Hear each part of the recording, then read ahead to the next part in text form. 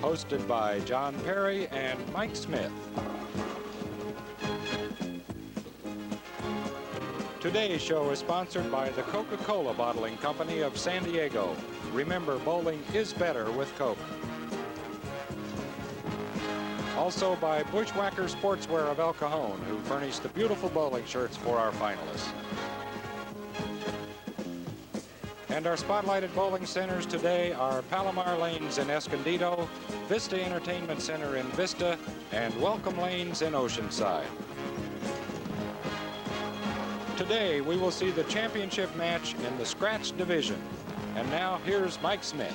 Thank you, John. I guess it's only fitting that Palomar Lanes is one of our spotlight lanes today, and we have a couple of guys that know a little bit about Palomar Lanes, Toby Perry and Steve Grimes.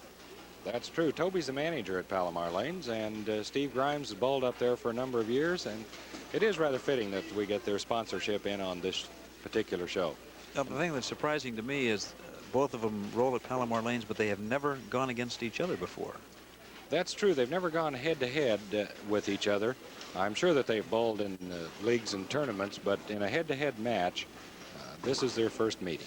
All right, and this is the classic confrontation, and I think you should explain, because we have Steve Grimes, the left-hander, Toby Perry, the right-hander, and you tell me that the left-hander should have the advantage. Why?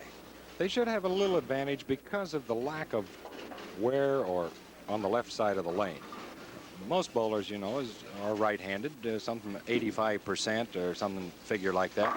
So most of the bowling is done on the right side of the lane, and a track develops over there, which is a little rougher. On the left side of the lane, it's usually smoother, and the left-hander has a little advantage, particularly on plastic lane finishes that are used today, because he doesn't have that a little bit of detraction that you get from the roughness in the lane on the right side. However, I was going to say, let me ask you this. In golf, if someone is a left-hander, they normally turn them around. They have them play right-handed. Does that happen at all in bowling, or if you're left-handed, should you stay there on the left side?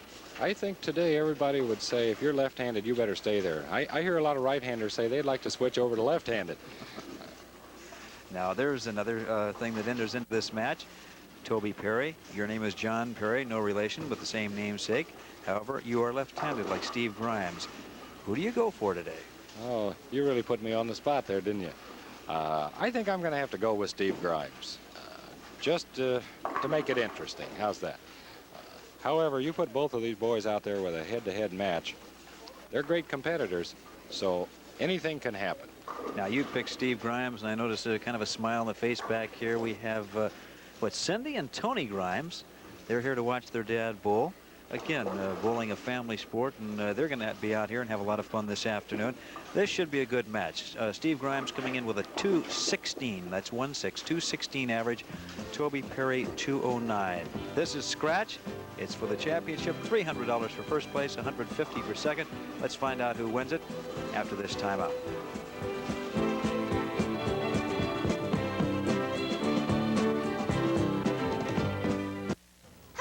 I'm Shari Lewis here at Lamb Chevrolet, and when I put my family into our new car, it's going to give me a good feeling to know that the Lamb automotive experts have taken care of that car.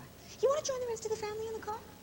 Now that our daughter Mallory is working to buy herself a car, I feel confident that here at Lamb she'll find a great selection, a good deal, and fine service. I think my family's trying to tell you something.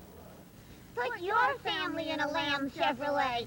I'm a lamb, but she's a ham.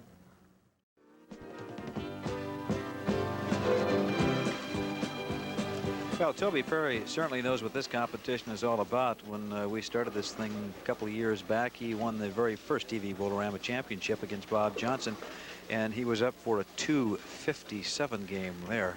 And you tell me he was awfully tough in the semifinals getting here. Yes, he was. He opened the semifinals with a 269 game. I'm not going to hedge my selection here, but I'm looking for a great match. Can't tout you off Grimes and go for Perry, huh? Not at this point. 684 series coming in. Good way to start. A super way to start. We'll make this interesting. I'll pull for Toby Perry. I'm right-handed. Okay, that's fair. We'll have the left-handers against the right-handers. Steve finishing Grimes. up in third place in the semifinals was Jim Thompson from Frontier Lanes. He picked up $100 for that effort. Here is Steve Grimes, originally from Toledo, Ohio. Well, he leaves a 7-pin. Now that's kind of bowling country, isn't it? The Midwest. He's out of Toledo. Yes, it is. Ohio is probably the busiest bowling per capita state in the nation. Well, and we talk about nationwide figures. Over 11 million people bowling, including the juniors. Here in the state of California, the figure is about 1 million, and pretty good county-wise, 60,000 bowlers here in the San Diego area. That's true, and it's growing too, Mike, because it's the kind of sport that you can do as a family, individually, on teams, husband and wife together, or mom and dad and the kids. As we've mentioned all along, the TV Bowlarama series initially started with 3,000 bowlers. That was on the 1st of January. They went through the quarterfinal, the semifinal rounds to get this far. We've already determined champions. James McElrath, men's handicap. LaVonna Bradley, women's handicap. The 2 junior awards went to Lisa Lopez, and last week Mike Gangloff with a fine 235. This is for the scratch championship. You're looking at Steve Grimes. Spare in the first. And working with a 3-pin here in the second. Rounding out our other top semifinalists were Jack Miranda from Plaza Bowl, picked up $75 for his effort. Glenn Johnson from Town and Country Lanes, and Glenn Bauer from Lomita Bowl. Both Steve Grimes and Toby Perry have done some bowling on the professional tour. Looking at the 78 leading money winners, of course, Mark Roth way out in front of everyone else last year, 134,500. Earl Anthony, 89,000. Marshall Holman, about 80,000. Steve Grimes picking up the 3. Larry Lobb, number 4 money winning, 1978, 63,930. And as we talked on a previous show, a lot more than the ladies are bowling for. A whole lot unfortunately. More. Of course, the Professional Bowlers Association has been on television for about 18 years, and they've developed their program to where it's one of the most popular sports shows on the air. Toby Perry. Ooh. Oh, getting lucky. You saw the smile on Toby's face, too. I think the great camera work by Phil Roberts' crew picked that up. A little relieved there, Toby Perry. Yeah, that was what we call a getaway. He had the 4-6-10 up there and got that little nudge there, and just enough to carry the 4 out. We've talked about that movie coming out, Dreamer, and it features Dick Weber, and Toby Perry learned a lot about bowling from Dick Weber back in his days in St. Louis. That's true, and also from another great old-time bowler, Pat Patterson. So Toby's had some solid background of instruction. Toby with a spare on the second. And we've got a horse race here. Best one figures to stay close, I would think. Don't you, John? Oh, yeah. Can't see either one of these guys really moving away. No, I don't think so. It's going to be a matter now of who gets the best pin carry, because they're both going to be in the pocket.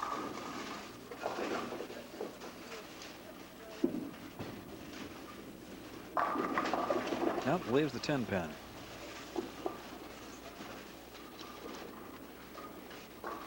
Steve Grimes said the difference here may be the lane conditions. He said that when you have 2 guys with 200+ averages, that's what it comes down to sometimes, and who gets the groove.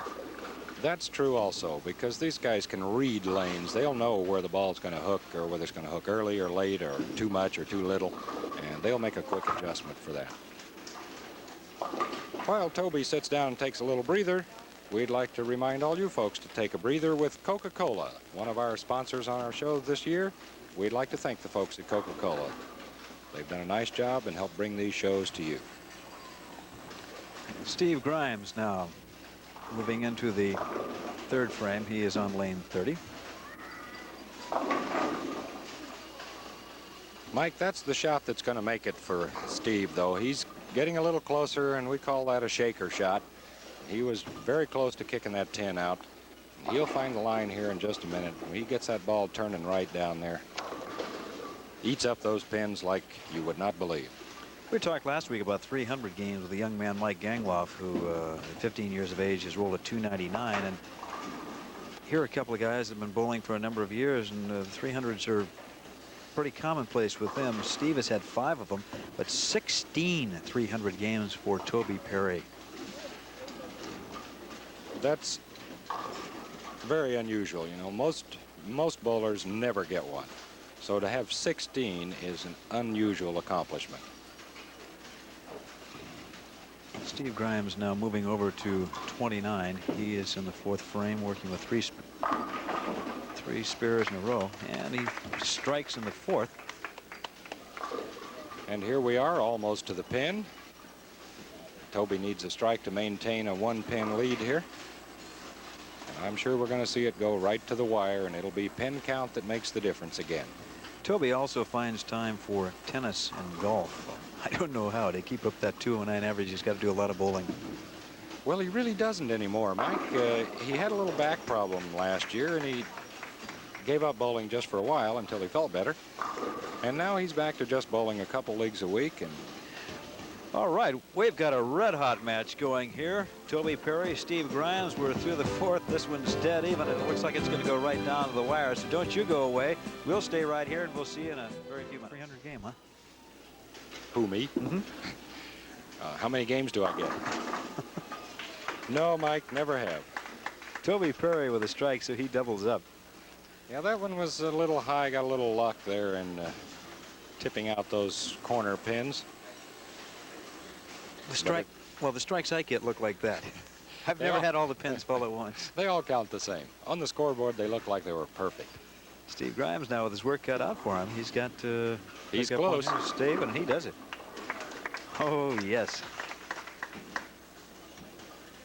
While Steve gets around to the other side there, let's remind the folks in Escondido to drop in at Palomar Lanes. They have some specials at midnight till 3 a.m. on Friday and Saturday, just 50 cents a game. So if you're out late on Friday or Saturday night, drop in and see the nice folks at Palomar Lanes. And over at Vista Entertainment Center, coming up May 1st, will be a Junior Bowlers rummage sale for state tournament travel funds. So drop by and see them also. Steve Grimes on the 6th. Oh, he's got 3 in a row. You know, I think Lavanna Bradley a couple weeks ago gave these guys something to shoot for. She rolled a 247 scratch and a 286, I think, total with her handicap to win the women's handicap division. And Toby was here a couple weeks ago watching that, and he said, hey, that's tough. He says, yeah, I'm glad I don't have to bowl her. He comes right back with 3 in a row. Here we go, Mike. 1 pin, 3 strikes in a row for each man. Up in the 6th frame, and this match is so close. Just one slight mistake by either man. Toby Perry goes either way. Well, Toby Perry was the all-events champ, 1973 and 74. San Diego doubles champ with Steve Cornelius, 1972. Long list of titles. Whoops, Toby may have a little problem here. However, the 3-10 split for these fellows is reasonably routine. He'll move over to the left side and try to go outside of that 3-pin, just fit the ball in between them. Now, what is it about this? I know what the bowling that I have done. I would rather see this sitting here than that 10-pin. I can pick this up more often than I can with just that 10-pin sitting Well, there. you do have a little more margin of error here because you can get inside. Well, he picked it clean, got the 10, but that could be a crucial frame right there. Let's see what Steve Grimes does coming up now in the 7th frame. Steve, a veteran of the U.S. Army, 1962 through 65, as we mentioned earlier, from Toledo, Ohio. He started there in a fine junior program they had in the Midwest. Oh, he takes advantage of it. Oh, he carries that high hit. Steve is now living in the Escondido area. He is employed in construction, a drywall installer. He's done that for close to 20 years now. Children Tony, Cindy, and David, and as we mentioned, Tony and Cindy are sitting right here with us, and they're kind of smiling right now. Tony blowing some bubbles there with his bubble gum. Looks like he's going to be a bowler someday. He's probably pretty proud of his dad about now. Especially on that. Now that's 5 in a row. Steve is taking a commanding lead right now. Now, you didn't have to emphasize commanding because I happen to be rooting for Toby. I'm rooting for both of them, but in our friendly little wager here, I'm pulling for TP. Well, I have to pull for both of these guys. They are just super. They're putting on a great show for everybody. And Toby comes back with a strike, so he converts in the 8th. Well, remember, this show is not over until the last ball in the 10th frame, and there's still room. Toby can go 235. And Steve is going to have to keep it clean to hold his lead. Toby, a graduate of San Diego State, magna cum laude. That was in 1971. He's a married man, 12 years, wife Nancy, and have a young son, David, 2 years of age. Looking good. Looking good. Oh, solid all the way. As we wrap up this championship match in our series this year, we do want to take a moment just to especially thank the Coca-Cola Bottling Company of San Diego, as they have co-sponsored our shows this year. We'd like to thank those folks, and remember, Coke is life. Well, and there's something about Coke and bowling that goes together. That's true. Bowling is a lot better with Coke. Steve Grimes now on Close again. number 30. Oh, solid. We're not getting too technical here, Mike, but on that shot, Steve got the ball a little farther out on the lane than he has been. The ball hung for about 3 or 4 feet, just enough so that the ball hooked in behind the head pin, leaving that 7. So what happens is it makes the 4-pin wrap right around the 7, just because he was out maybe a foot or so farther on the lane. But he converts the 7 to pick up the spare in the 9th. So what's it look like now going into 10? Now Toby can go to the wall for 235, and that would force Steve to mark and good count. Not, you would have to mark with at least an 8 count for a tie. You know what's doing it? I think it's Steve's lavender shoes. That's it. You know, Steve told us he bought those from a friend of his several years ago. We wondered if there was some special significance to lavender shoes, but he said no, they just were a friend of his that had them and didn't want them. That's gonna, I think Toby realizes that one hurt. Yeah, that hurt a little. Toby smiled and said, well, what the heck, you can't win every year. But it isn't over. Steve Grimes now, he has not left an open frame. Toby Perry open in the 7th, and that's been the difference right there. That was the difference. And this will close the door right here. Another solid hit for Steve Grimes. And Steve's going to have a 240-something game here. With count, he could go 247. That would tie LaVanna Bradley, wouldn't it? I'm sure glad they weren't bowling each other. We'd have had to go into overtime. I wonder if it's too late for me to start bowling left-handed. I tried to tell you at the beginning of the show that the left-handers have a great advantage. Do they have more fun, though? Oh, yeah. A lot more fun. Well,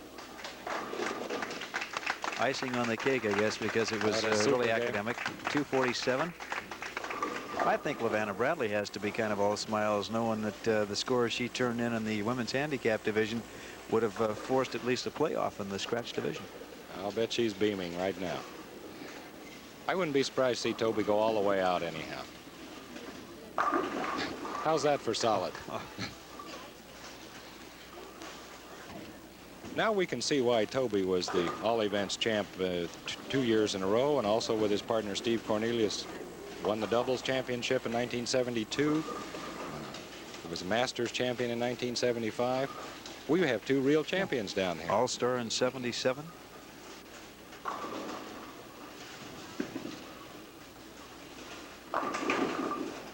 Oh, they just explode out of there. Oh, he says, guys, give me back that 7th frame. But, you know, I think we kind of predicted this at the outset, that it would be one small mistake that would make the difference, and that kind of opened the door. Other than that 7th frame, this thing has been dead even all the way. That's right. So Toby Perry will be wrapping it up here now on lane number 30. And he closes it out, John, just as you suggested that he would, for a 235. And we'll take a look at how the match progressed. And again, we made reference to that 7th frame, and you can see it. That's the difference right there. It really is. And Toby was just, well, just a shade of a pull on that shot. Everything looked pretty good, but just as he came through the ball, he kind of pulled it a little, got up high and left that little 310 split. And it's not really a tough split to pick up either, but he just kind of scooted by it. And that made the whole difference in the match, as you can see. If he had converted that spare, he would have been shooting a 247. If it had gone exactly like it finished there, and it would have been a dead even match. We had been faced with a roll-off, but I've got to hand it to you. You went with the left-hander. I stayed with Toby Perry, and I think if they bowled again, I'd win. Well, I think so too. If they bowled 10 times, I think it'd be 5 and 5. I bet you it would be. Both very, very talented bowlers, and I think the people were treated to quite a show this afternoon. We'll be back to talk with Steve Grimes and Toby Berry, so don't you go away. We'll be right back.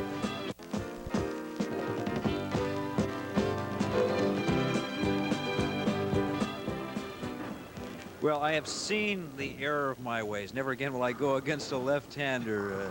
Steve Grimes, John Perry was for you. Paul Siler of Siler Electric was going for you. You had it all going. You were in the groove today, and that's what you said would be the difference. Who could ever find the groove? That's true. Toby just made a mistake, and it cost him. I took advantage of it. I guess that's really, when you get down to scratch bowling, it comes down to that one tiny mistake can kill you. It puts you away for good. That's particularly right in a one-game match because anything can happen. And I made a big mistake on my first shot and a little mistake on the second one, and it cost me the match. That's really the difference, wasn't it, Toby? Well, at the outset, when we made our decision of who we were going to back, I was torn. You know, I have a namesake and a fellow left-hander. It was a little tough, but I went with a left-hander, and we proved that the left-handers are going to take over the world after all, didn't we? John, I'd like to see you out here next year. I think I'll go against you next year. That'd be a heck of a match. That sounds like a deal. Broken down on a left-hander, and I mean, you know. I'm sure that one would get blacked out somewhere. $300 for the first prize, Steve, and that's not too bad for coming out on a Sunday afternoon. That's real nice. That's real good.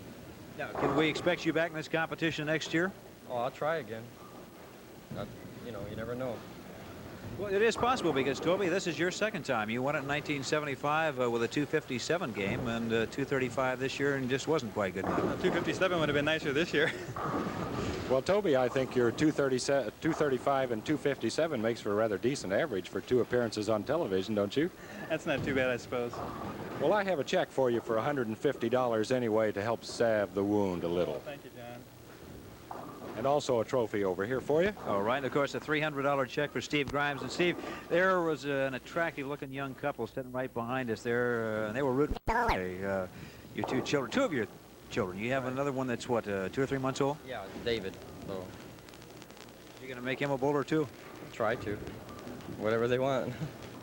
Well, let's see. How about that $300 check? I have a $300 check for Steve Grimes as the champion of TV Bowlarama in 1979, and also a trophy. Let me run and get that.